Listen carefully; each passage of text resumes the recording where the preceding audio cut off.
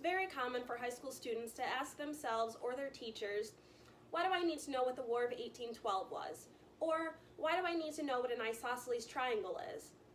As a person that graduated high school 2 years ago, who has a sibling still in high school, and who still has a few friends in high school, I can attest and say that they do still ask these questions on a daily. While it might not be that easy to explain to a high school student what the importance of the periodic table of elements is, one topic that is very important and is very easy to explain the importance of is sexual education.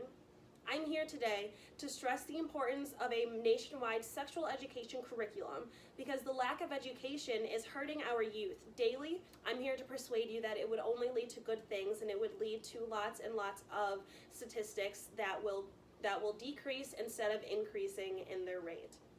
My 3 main points today I'm going to be talking about are what sexual education is, the statistics showing the negative effect of the lack of education, and what this means in terms of needing to add sexual education.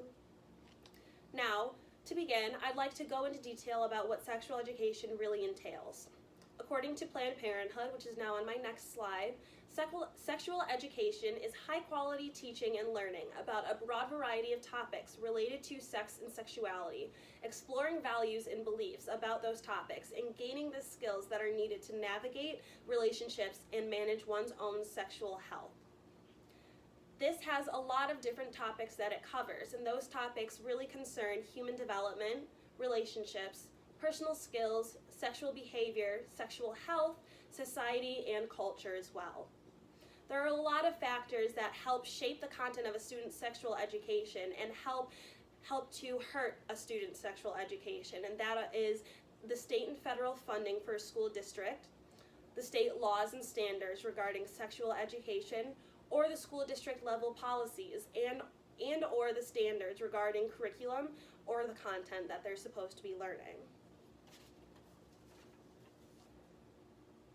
Now that we have a better understanding of what sexual education is, I'd like to go into detail about a few statistics. Based on multiple different studies, it is apparent that sexual education needs to be present in our high schools. This is now on my next slide, and I'd like to go into detail about a survey that I read from Healthline in 2018. This study illustrates that only 33% of people between the age of 18 to 29 had received a sexual education. When asked questions about how HIV is spread, nearly 1 out of 2 people in that 18 to 29 bracket answered incorrectly. In 2016, nearly a quarter of all new HIV cases in the U.S. were made up of young people ages 13 to 24, and then ages 15 to 24 also made up half of the 20 million new STIs reported in the U.S. each year. About 93% of these respondents were unable to correctly answer how many days after intercourse were all emergency contraceptions valid.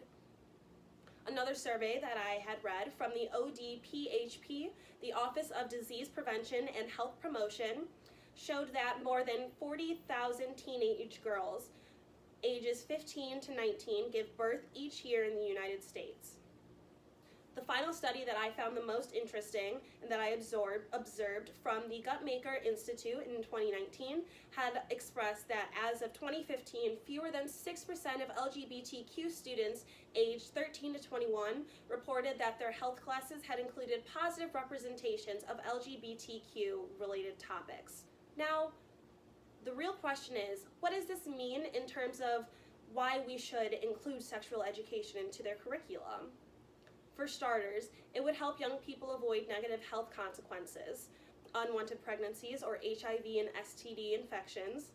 It would help young people be able to communicate about sexuality and sexual health. It would help young people understand healthy and unhealthy relationships.